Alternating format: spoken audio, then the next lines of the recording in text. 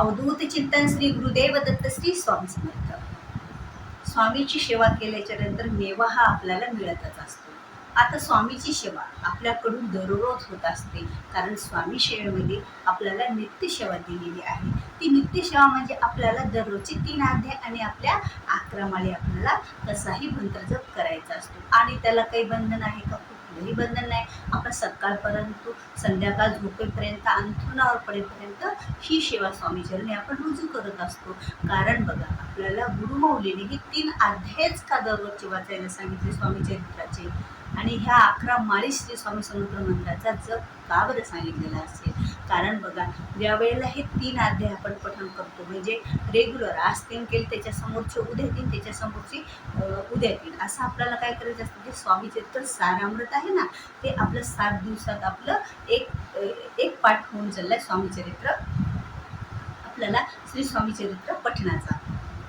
तर आता हे स्वामी चरित्र वाचताना आज 3 अध्याय वाचले, उद्या त्याचे पुढचे 3 अध्याय, त्याच्या परवा पुढचे 3 अध्याय. असं का नाही सांगितलं की 4 अध्याय वाचा, असं का नाही सांगितलं की 5 अध्याय दररोजचे वाचा, पण आपल्याला सांगितलं की दररोजचे 3च अध्याय वाचा. तर त्यामागील असं आहे की बघा, जी आपला पहिला अध्याय असतो तो आपण वाचन करतो. पहिला अध्याय असतो तो आपल्या भूतकाळाशी संबंधित निगडीत असतो. बघा, भूतकाळामध्ये आपल्याकडून बऱ्याच अशा वाईट घटना घडलेल्या असतात, किंवा काहीतरी आपल्याकडून, आता बघा, माणूस हा चुकीचा पुतळा असतो आणि चूक ही माणसाकडूनच होत असते. कधीतरी कळत न कळत, असं नाही की तुम्हाला सांगूनच आपण काय म्हणतो, नाही मी तर कुठेच काही चूक केलेली नाही, मी कुठलंच काही पाप केलेलं नाही, असं आपल्याला वाटत असतं. पण आपल्या हातून हा प्रपंच करताना, हा संसार करताना कुणाला दुखवण्याचा कुठला तरी एखादी चूक घडलेली असेल, तर त्याचे दोष आपल्याला या वर्तमान काळात जे आता चालू आहे, सध्या आपण जो जगत आहे, तो आता जे सध्या चालू आहे, तर त्याच्यात त्या काळाचा परिणाम आपल्या जीवनावर होऊ नये म्हणून आपल्याला काय करायचं आहे, दररोजचा स्वामी चरित्राचे हे पहिला अध्याय वाचायचा. त्यानंतर आता दुसरा अध्याय का वाचायचा? बघा, 3च अध्याय आहेत, त्यापैकीचं चाललंय आपलं. तर दुसरा अध्याय का वाचायचा? तर दुसरा अध्याय म्हणजे आपला वर्तमान काळ.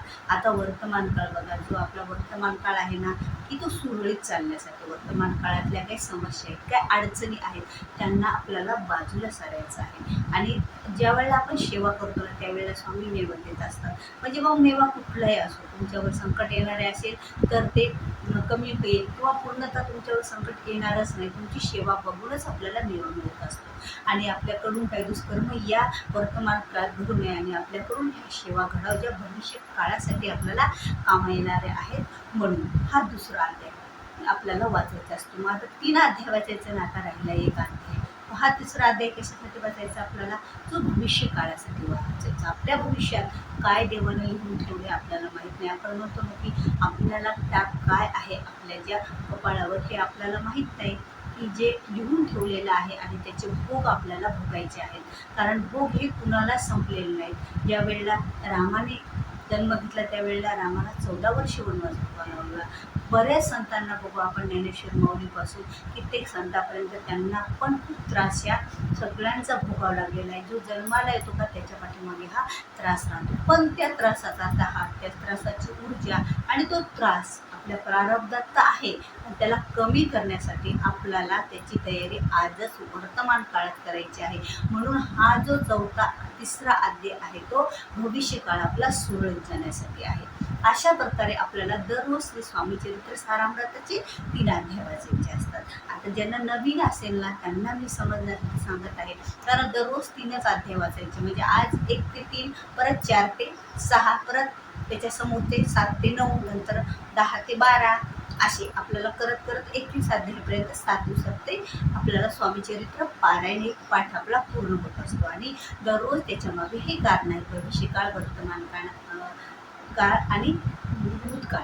तर अशा ह्या 3ही काळांना, आपल्या जीवनामध्ये हे 3 काळ आहेत, त्या 3ही काळ सुरळीत चालण्यासाठी, त्याचे दोष आपल्याला नाही लागण्यासाठी, आणि आपले जीवन हे खूप चांगले, जीवनाची जी नाव आहे आपली ती सुरळीत चालण्यासाठी, न डगमगण्यासाठी आपल्याला हे 3 अध्याय वाचायचे आहेत. आता हे जे 11 माळी असतात बघा, खूप आपल्याकडे आपले कुलदेवता, आपली वास्तुदेवता, आपली ग्रामदेवता, त्याचप्रमाणे बघा आपल्याला आपली इष्टदेवता, अशा ज्या आपले गुरु, आपल्या घरच्यांची पूर्वजांच्या विषयीचा आपण जो दररोज मान सन्मान काही करू शकत नाही, अशा बऱ्याच ज्या गोष्टी असतात की बघा आपल्याला ह्या 11 माळी जप केल्याच्या नंतर सर्व देवी देवतांचा जप त्यामध्ये येत असतो. कारण स्वामी समर्थ हे काय महाराज आपले ब्रह्मांड नायक आहेत.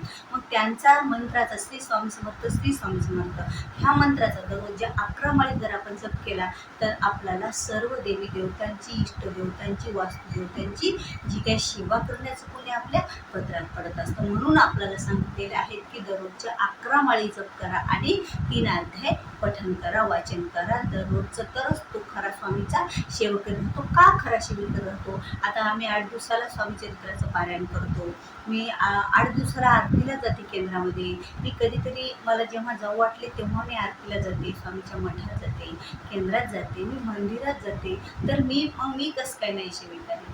आपण सर्वजण सेविकरी आहेत, स्वामीचे भक्त आहोत. पण ज्या वेळेला आपण दररोजच्या दररोज या 3 अध्यायाद्वारे तर आपलं हे सर्व जीवनाची जी जीवनशैली आहे तिथं जगतो. पण दररोज विचार करा, हे 3 अध्याय पठण आणि 11 माळी ज्या वेळेला जपतो तेवढा वेळ का होईना आपण सर्व काही विसरून आपल्या स्वामीच्या सानिध्यात राहत असतो, स्वामीच्या कृपेच्या सावलीखाली राहत असतो. आणि त्यावेळेला आपल्या जीवनामध्ये जे बदल होतात ना ते स्वामी निश्चितच करून आणत असतात. कारण बघा आपण ज्या वेळेला कोणताही मंत्र जप करू देवा, तर श्री स्वामी समर्थ श्री स्वामी समर्थ हा आपला मंत्र जप काय करा चालू आहे, त्यावेळेला बघा आपल्या नजरेसमोर आपल्याला स्वामी दिसायला लागतात आणि हा मंत्र आपला पठण होतो. त्यानंतर अनेक जन्माची पापे धुवून निघतात.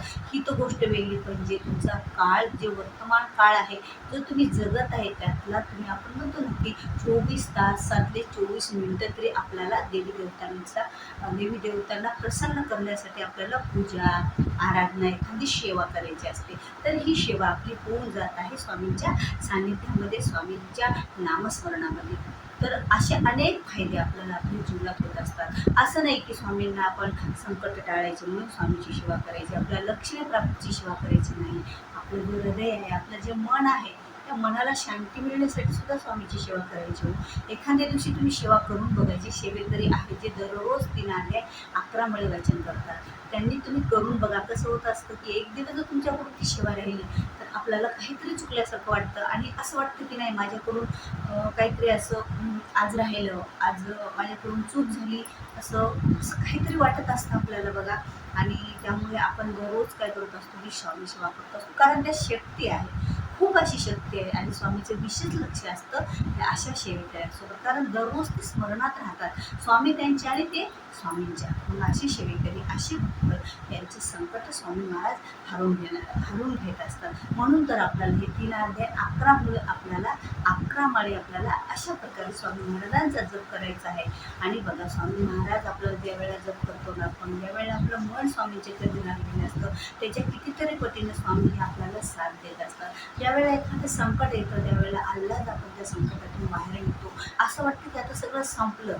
पण त्यावेळेला स्वामी आपली एक अशीची किरण असतात आणि आपल्याला दिशा दाखवतात, आपल्याला त्या संकटातून बाहेर काढतात. अशा ठिकाणी जर आपली ही सेवा आपल्याला जीवनामध्ये उपयोगात येत असेल तर आणखीन आपल्याला काय बरं स्वामी सेवेकडून मिळवायचं आहे. पण स्वामी सेवेकरी आपण त्यांनाच म्हणू शकतो ज्यांनी रोजचे 3 अध्याय स्वामी चरित्र सारामृताचे आणि 11 माळी जर ते जप करत असतील तर. आता असं आहे की 11 माळी आम्हाला एका जागेवर बसून जप करणं होत नाही, तर आपण 1 माळ करा, 2 माळ करा, पण तुम्ही चलत फिरत का होईना स्वामी महाराजांची सेवा, जप, नामस्मरण आपल्या याच्यामध्ये करत राहा. कारण नामस्मरणाने आपल्या अंगात म्हणजे आपल्या सर्व मनामध्ये, शरीरामध्ये ऊर्जा तयार होत असते बघा.